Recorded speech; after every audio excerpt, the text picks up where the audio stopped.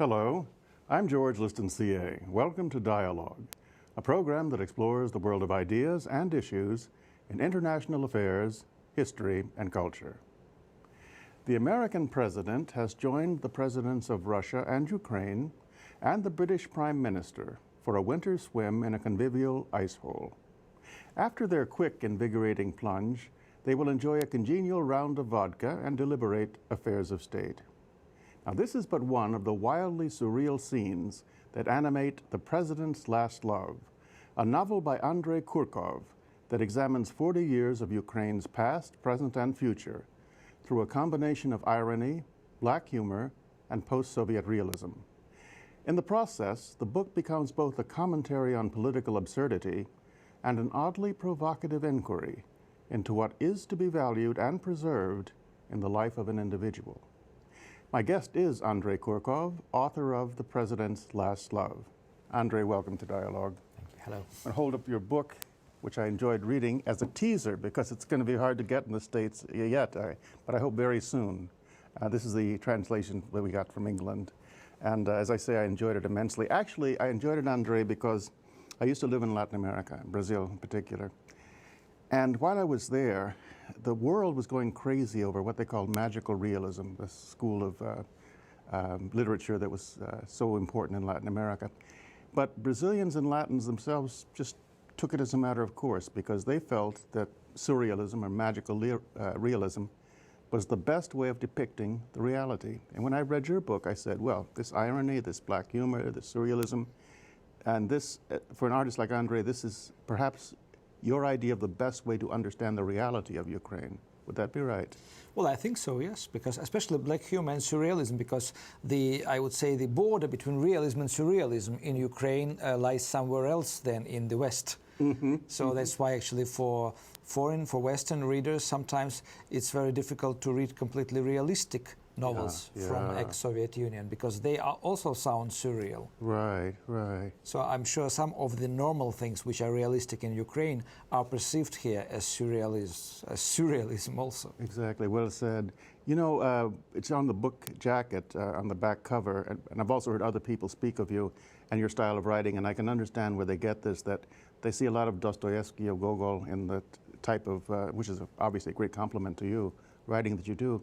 But I must say that the man that I kept in mind as I read this was Bulgakov and The Master and Margarita. I kept hearing that kind of echo. Who are your influences? Who do you look up well, to? I love Bulgakov and Gogol, of course, but I wouldn't call Bulgakov mine. I mean, probably subconsciously I'm under his influence because he is also from Kiev, and I was crazy about his works when they were first published in the end of 70s. But I think my main influences are Kafka, Andrei Platonov, who is probably less known here. He's a great Russian writer from 1920s and 30s with proletariat background. And Knut Gamsun, the Norwegian saga teller. That's wonderful. Yeah, Hamsun I know very well. Kafka, everyone knows. The second one again was Platonov? Andrei Platonov. I'd like to look him up. Has it been translated? He's translated by Robert Chandler, published by Harville Press in London. Right. Well, I'll certainly make a point of looking that up. Having read this book of yours, Andrey, and I look forward to reading many others, I must say, I'm going to be looking for them. I'm wondering about the state of Ukrainian literature outside of you. I mean, how active it is, what's going on there. It's not something we hear much of on this side of the world. Well, it's very young because unlike Russia, I mean, Ukraine had a very long period of literary vacuum. In 1991, when Ukraine became independent, 1,700 writers, unions, members were forgotten because they wrote only about good communists and collective farms. And at that time, actually, the translated into Russian books by Chase, by Dick Francis came on the market and took it over. Right. And what we have now, we have about 30 young Ukrainian writers who are 20, 25 years old, mostly ladies, who write the kind of literature which already is not popular in the States. I mean, it's sex, drugs, and rock and roll. Oh, really? It's completely apolitical. Yes, some of the writers, like the most actually famous among them is Irena Karpa, whose novels probably could be considered pornographic in some countries. But I mean, they are read like diaries, private diaries of a person who is having failure after failure in her private life. Right. But at the same time, she's a rock singer. She is a TV presenter on MTV Ukraine. And she was photographed for Playboy Ukrainian edition. So that tells me a lot about her right there. But I mean, this is the extreme case of this show business literature. Show business literature. Yeah, but I mean, the other are also, I mean, they are either very active in journalism, in glossy magazines, or on TV. But at the same time, these young people are very popular among students, and they can get a crowd of 300-400 students when they are giving a reading. This is fascinating to me because all of it is fascinating. The most interesting thing, though, is use the word apolitical, that this generation is not writing the kind of novel that you have written, really. No. I think why is that? I mean, it sounds very hedonistic, the sorts of things they're concerned with. I think subconsciously, consciously, many people think that actually politics in Ukraine is a very dirty business. And the writers were used always. In the Soviet time, they were used as propaganda, masters of propaganda for the Communist Party, and then they wanted to serve the idea of nationalism, and they wanted to be used and to be paid. They were used but not paid, so they resigned, many. And the new generation just thinks that politics stink, and to be associated with politics is bad. But also, I think in a way what they are doing by their non-political and political writings, they distract also young students from politics. So they show that the real values are somewhere else, in the nightclubs, on discos, in the... Well, you know, I mean, I'm obviously showing my age, but I think there may be a price to pay for that in the future. It reminds me, Bernard Malamud, I don't know if you know of him, one of the great American writers, who's died recently, not too many years ago. But he wrote a book called The Fixer about Russia, which his family had immigrated from. And the whole gist of the novel was people ignore politics at their own peril. Yeah. You know, you have to pay attention. I know, but we have sort of my generation of writers, not very sort of large generation, and the writers there also don't write about contemporary politics. And they are all sort of infected with some factor of nostalgia after Austrian-Hungarian Empire. Wow. And there are 4 or 5 very good writers who are writing actually about past of Ukraine, philosophical stuff, semi-essays, semi-fiction, also nothing to do with today's Ukraine, nothing to do with Ukrainian politics. And I think probably what unites both generations is cynicism towards Ukrainian politics, although it was different in 2004 during the Orange Revolution. Well, let me just, because I was going to ask you this question anyway. First of all, it sounds to me you've got a generation of writers looking back, you know, sort of leapfrogging back into the Austro-Hungarian grandeur, and then this younger crowd of writers who's having nothing to do with any of that stuff and just focusing on sex, drugs, and rock and roll, as you put it. But what I'm wondering is, and also because of the style your book is written in, with its heavy emphasis on irony, is cynicism really the major problem of Ukrainian politics and society now? I mean, is it sort of what people feeling nothing's going to make a difference with these people, these politicians? Well, so far it doesn't make a difference. Even, I mean, you can find a lot of criticism of the politicians and a lot of their wrongdoings described in the newspapers, and nobody takes any notice. And they actually behave like they are not accountable. Many of the politicians behave like this. I mean, probably the only one who is trying to behave in a proper way is President Yushchenko. But at the same time, I mean, he's rather passive, so he decided to give an active role to his head of this administration, who has rather grey past and has a long experience of intrigues. And I mean, what we have now in politics, it's actually even more interesting. You cannot describe it in literature because you need skills of a very professional thrillers writer. Right. Yeah, that's well said. And I just thought that, I mean, I wouldn't be capable at the moment to describe what is happening in the Ukrainian politics. Well, if I had to place my bet on anyone, I'd place my bet on you. I think you could probably come up with it. You know, and speaking of what you can come up with, let's go back into your past a little bit, because it's fascinating to me. And tell me if this is true or not, because it's charming. And if it's not true, we'll still use it because it's charming. There's a story that you began writing at age 7. You had 3 hamsters. Pet hamsters. 2 of them died. So you write a story about the 3rd one, about his loneliness. Is that true? Yeah. And then he fell down from the 5th floor, from the balcony, and died also. Oh, God. But you, from that point, that early in your life, you had this interest in writing, recording what you saw, and of course from a given perspective. Yeah. Wonderful. And my second piece of poetry was about Lenin because I knew that he was also dead.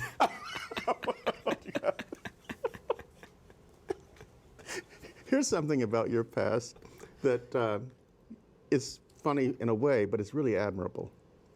When I held up this book at the start of this program, as I always do, you know, people see it, as they should, as something to read and as an evidence of your success as a writer. But at one point in your life, again, I hope this is true, just for the sake of the story, you had to deal with 500 rejections of your first? More than that? More than this, yeah. I want to... I keep them. You do keep them now? Yes. You should. It's kind of a personal trophy in a way. So you had 500 rejections. Then I think you had to publish your own first book and sell it by hand in kiosks and other places. So, I mean, with that kind of background and persistence, what's the advice you give to someone who really feels he or she should write?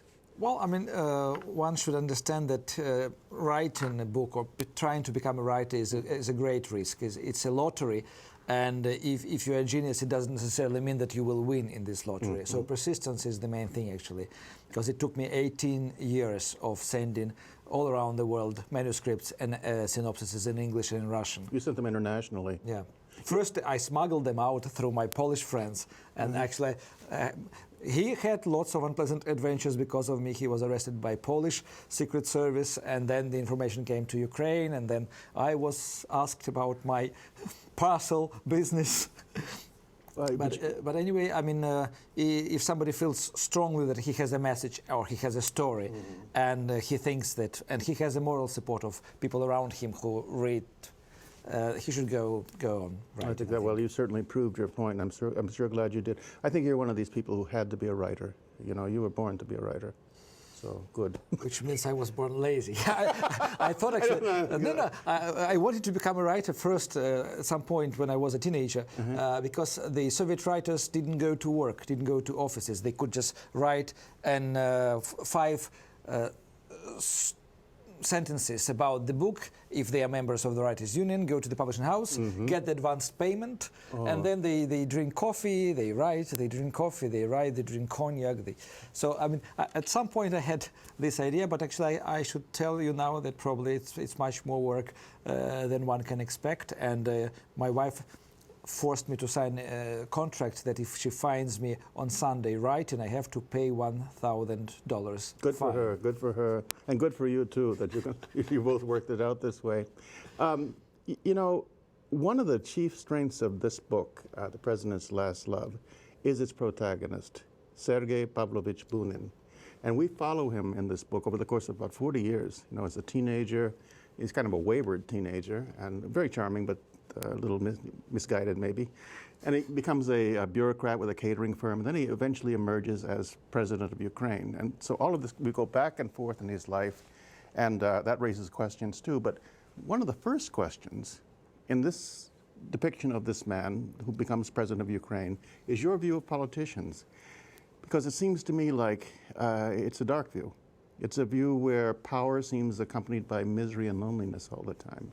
What is your view of Ukraine's politicians in particular? Well, I mean, I wrote this book because I thought that why I never saw Ukrainian presidents smiling and happy on TV or anywhere, and why all Ukrainian politicians look so miserable, and all the time they are fighting with each other, although it is a theater mostly because they are friends and they are partners in businesses. Yeah, and I decided to write this book on behalf of the first person, like trying to leave the role of the politician, and my character for me, I mean, Sergey Pavlovich Bunin is a positive character because I was writing the book in the times of Kuchma, just before the Orange Revolution, and I thought that, well, this Bunin is much better than Kuchma. He is less corrupt. He is probably, well, I mean, he doesn't care about the country, but he doesn't care less than Kuchma did. Right. You know, he's the fellow who is his chief assistant, Nikolai Lvovich. He's very interesting too. He can't be trusted, I don't think. Is that right? Of course not. And you know, the first buyer of this book was Vladimir Garbulin, who was at that time advisor to Yushchenko. And what did he say about it? And he came up later to me and he said, "How do you know so many details from the administration's life?" It's fascinating. Another fascinating thing, Andrey, is this. I mentioned just a moment ago, the book goes back and forth. So we go back to 1975. We see him as a youth, a teenager, and it goes all the way through to 2016, which is yet to, really appear in the world, but it happens to him. But that very use of the past and the present, I want you to speak about that, because there's a beautiful phrase, I just wrote it down for myself, about, and I quote, birds sounding differently in the past. I mean, what does the memory mean to you? What's the use of the past for? Well, actually, memories of the past makes the reality stable, more stable, I think. And since I'm describing the events which will take place, or taking place in 2011, 12, 13, 16, so I mean the real and realistically described past actually justifies the future, description of the future, which is not very realistic sometimes. Right. And these jumps in the structure, I think I was trying to create some kind of holographic picture of the life of 3 generations, actually, of 60 years, 40 years. Well, as a reader, that worked well for me, because it made me, I didn't use the word holograph, but now I will use it, because that's the way I think of my own life, that I am constantly in past, present, and future, and you're trying to make sense of all of them. There's a very interesting and beautiful sentence in this book also. I could quote many of them, but this one just leapt out at me. Life goes on and must be properly enjoyed for one's own well-being and the happiness of others. It's just beautiful. I don't know what it sounds like in Ukrainian, but it's one of these things you really remember. To the extent that the story would have a moral, you would want people to remember things. Would that be one of them? Yeah. And there is actually another thing. There is politics in the book, and there are love stories, and they are sort of counter-projected. Right. So you have to, in Ukraine, to choose between politics and love. And the choice is yours. Yes, choice is yours. If you are in politics, you are not loved, and you are losing your ability to love people and to love partners. Right, So. right.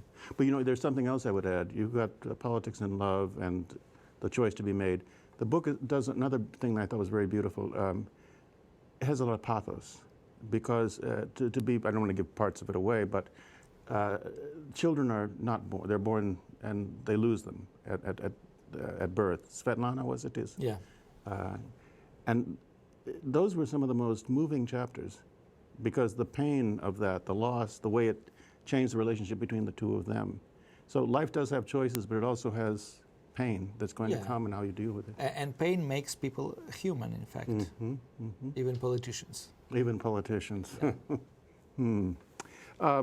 Speaking of politicians and pain and other things, you wrote this book in Russian. Yeah. Why did you write it in Russian? Is that Well, a it's my problem? mother tongue. I was born in Leningrad. I grew up in Kiev. Kiev was Russian language speaking city. I speak Ukrainian with no accent, and I write essays in Ukrainian and in English and German. But my main language for literature is Russian. Has that created any problems for you with the Ukrainian intelligentsia? Well, it did create a lot of problems before. It creates less problems now, since my books are translated in 32 languages, and I'm sort of representing Ukraine in different countries. So I think I'm pardoned for Pardoned is the word. Russian language. But actually, there are officially 14 million Russian language speakers in Ukraine. Wow. And there is an old tradition of Russian language literature about Ukraine. So I mean, I don't think that Russian language is monopolized by Russia. It's Russophony like Francophony. So I mean, the language is much wider cultural thing than just instrument of one country. One of the reasons you might have been pardoned, in addition to writing so well and there being so many Russian speakers, is that there's something about this book and its timing that turned out to be kind of almost, well, to use the phrase, magical. In the book, Bunin is, of course, under constant threat. There's a very intricate assassination plot underway against him within his own body, in a manner of speaking. This appears just before Viktor Yushchenko is poisoned in Ukraine. And there's an oligarch, Kazimir, I think, in this book, who tries to use energy and control of it as a way to gaining power. And this appears in this book just before the gas crisis comes. So, I mean, what do you have? The gifts of prophecy? How did you see this coming? Well, I think once, if you live in the country, you feel what is happening there, and you can probably foresee subconsciously. I think I was trying actually to foresee consciously what is going to happen, and I mean, it's not so difficult, except for the poisoning of my main character happened in the book 6 months before the poisoning of Yushchenko. And as a result, I was invited by 2 generals from the Secret Service to have coffee and cognac and a conversation in one of the restaurants. Really? Yes, and they are sort of, one of them asked me in a very friendly manner, would I think that my book could be used as the scenario for the poisoning, which I said, I don't think people who actually professionally poison other people read fiction. They read professional literature, but in fact the phase of poisoning started in Russia in 1999-98. Right. So I mean, it was just the last phase of criminalized political battle. Vladimir Putin is actually one of the characters in this book. Absolutely. Yeah. So it was one of the reasons why my book were out of Russian bookshops for 18 months also. Speaking of the characters in this book, in addition to Sergei, there's his brother, Dima, who's a very interesting person to me. There's a parallel story where he marries Svetlana's sister, and their child is born, Lisa's born alive and healthy and such. And Dima has, at least is described as having mental problems. But he seemed to me in many ways an interesting character, not just because of that aspect, but well, you should answer the question, but he shows courage. There's something about him that's very, he's like the mirror image of Sergei in so many ways. Well, you know, I mean, officially in the book he is schizophrenic.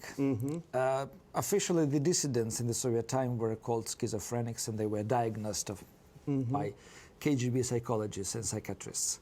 So in fact, actually, he is very normal personality who just doesn't accept this life. Right. And he finds refuge in his own sort of self, and everybody is happy to accept him as a schizophrenic.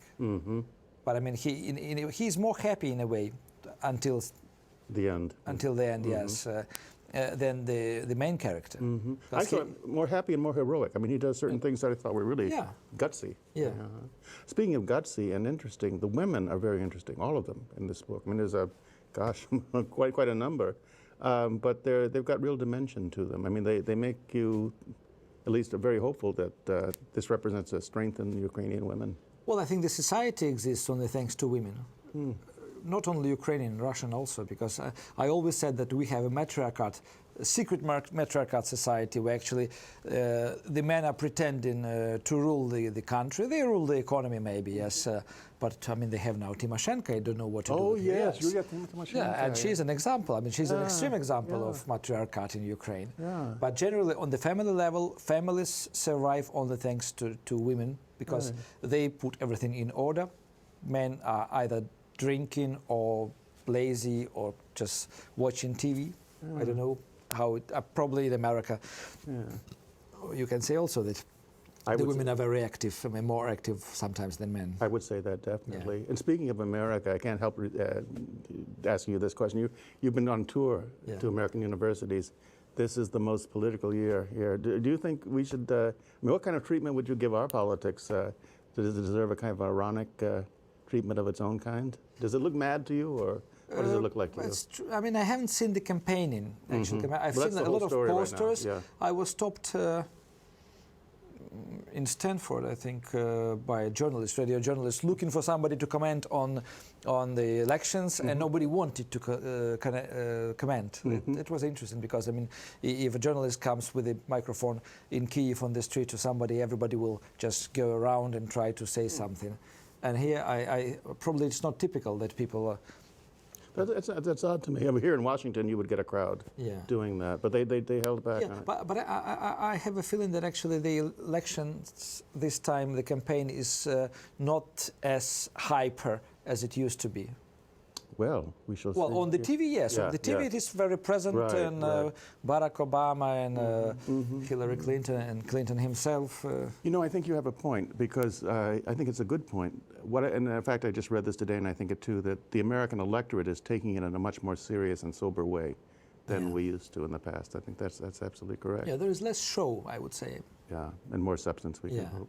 Speaking of what people are doing about elections and other things and about this book, How would you want readers to understand the question this raises for them? For example, let me pose this: that this book, on a very personal level, struck me as an invitation to rethink my own life, or to think about what has been important and unimportant, how I've used memory, relationships with other people. That above and beyond the political questions, that would be at least one of the things to get from it.